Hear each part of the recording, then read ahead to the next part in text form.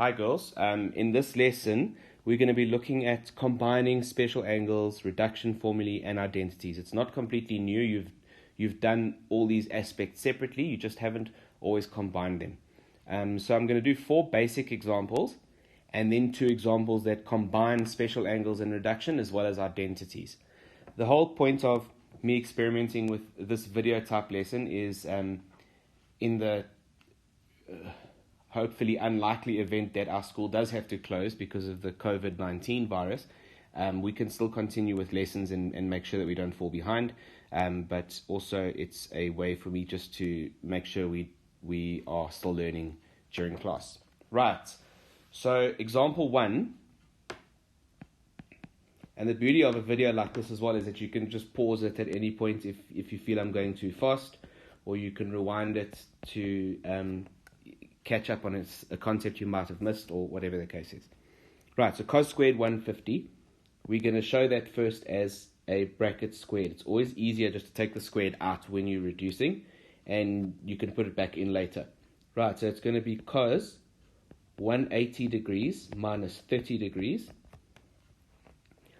and that is in the second quadrant where cos is negative, so that'll become negative cos 30 squared. Some of you might ask, is it necessary to even show the negative? Because you know that it's being squared, it's going to become positive. Yes, it is. We still need to know that you know that that actual ratio is negative, and then once you square it, the negative goes away. Right, so it's going to be cos squared 30, and you then substitute your special angle in. The substitution step is important as well. Don't go straight to an answer, and this simplifies then to 3/4.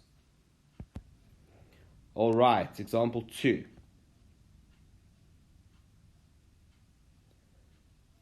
Tan of negative 300 sine 600. So I think the easiest thing here is just to add 360 to that negative angle, and you go straight then to the special angle of tan 60 degrees. If you take the negative out, then it's negative tan 300. Then you still have to reduce 360 minus 300 and so on. 360 minus 60, and then it takes a bit longer. Right, then from the 600, we subtract 360 to be left with sine 240 degrees, which we must then reduce. You can straight away replace the tan 60 with root 3, but the sine, we have 180 degrees plus 60 degrees to get to 240. That's in quadrant 3 where sine is negative, so it becomes negative sine 60, and it's important to show the sine 60. Don't go straight to the special angle. We need to see that you know what the simplified trig ratio is, but in the next step you can then substitute it in. So it'll become negative root 3 over 2. So our answer is negative 3 over 2. Right, example 3. Cos of negative 200, we can straight away just make that cos of 200, but then let's do the reduction. So it'll be 180 degrees plus 20 degrees. And in the denominator, we have sine of 360 minus 70 degrees. So what you should start to see happening here are the fact that there are 2 angles that are complementary. They're both added to 90, and they are cofunctions, which means they're essentially equal. So we still have to show the simplification process of that. Cos 180 minus 20 will be negative cos 20 over sine of negative sine 70 degrees. And then it's not good enough just to cancel it then. You actually have to make one look like the other. So the negatives we can cancel, but let's make the numerator cos 20 look like sine 70. And then the denominator sine 70, which then cancels and equals 1. You could have also made them both cos 20, that's also fine. Alright, example 4. Okay, so we start off here with cos 180, which itself is a special angle, so no reduction is needed.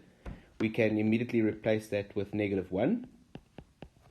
And then the sine 225 becomes sine 180 plus 45. Again, this step is not necessary where you actually show the 180 plus or the 360 minus, but you're welcome to do it if you feel more comfortable. Cos of 80 I'm going to leave as it is because it is an acute angle already. It's not a special angle. What happens, what that normally means is that it's going to cancel out with a cofunction. Right, in the denominator, sine 170 is sine 180 degrees minus 10 degrees. And tan 135 will become tan of 180 minus 45 degrees. Right, in the next step, we've got negative 1, which we'll keep there. Sine 180 plus 45, that's in quadrant 3. So it becomes negative sine 45. And cos of 80. Then in the denominator, sine 180 minus 10 is quadrant 1. So that'll be sine 10. And here's where you can see that we've got the cofunction, 80 and 10 add up to 90, so we're going to replace one of them with the other. Right, and then lastly, the tan 180 minus 45 is quadrant 2, so that's negative tan 45. Okay, we can start simplifying. The good idea is to look first at the sign. Because it's all one term, we can immediately see that because there are 3 different negatives, the answer will be a negative, and then we don't have to worry about the signs again. Right, in the numerator, sine 45 is root 2 over 2. And cos of 80, let's make that sine 10. And in the denominator, we've got sine 10 as well, which will cancel in the next step. And negative tan 45, we've already dealt with the negatives, so we're just going to show that we know that tan 45 is 1. Right, so then lastly, the sine 10s cancel, and you're left with minus root 2 over root 2. Alright, example 5. So this is the one I told you where we're now combining special angles as well as variables. So we're going to start with a tan 225, and that becomes tan of 180 degrees plus 45 degrees. Right, plus. So cos of 180 minus theta is in quadrant 2. It's negative cos theta.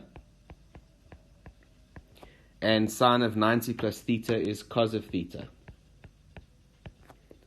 Right, and in the bottom, we can simply take that negative to the front of the trig ratio to get a positive theta as a special angle.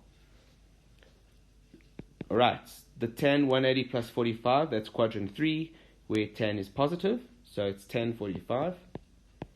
And we have on the right minus cos squared theta over negative sine theta. Tan 45 is 1 minus cos squared theta over sine theta, which becomes sine squared theta over sine theta, negative sine theta, which gives us a final answer of negative sine theta. Easy. Alright, example 6. So cos squared 140, we're going to reduce that, again showed in the big bracket. So it'll become cos 180 degrees minus 40 degrees, all squared. And again, you don't need to show this reduction step. I'm just showing that again. I'm just saying that again in case Lauren wasn't listening. You know what she's like. And you can go straight to the next step. So tan squared 40, leave as it is. It's already acute. So you hope that it either cancels with something else, or we can always use the quotient identity to reduce that. Cos 220 will become cos of 180 plus 40 for Lauren. So now I'm picking on Lauren. Lauren is not you, it's another Lauren I know from another school. Sine of 50. We leave that as acute because we hope that we can convert that to a cofunction. Alright, and then the cos 180 minus 40, that's in second quadrant. So we have negative cos 40 squared minus the tan squared 40. We're keeping that there. We're hoping we can do something with it later. Cos 180 plus 40 is in third quadrant where it's negative cos 40. And lastly, the sine 50, you should see already now that all your other angles are 40 degrees. The sine 50 is different, so we can convert that to cos 40 degrees using cofunctions. Look how that worked out.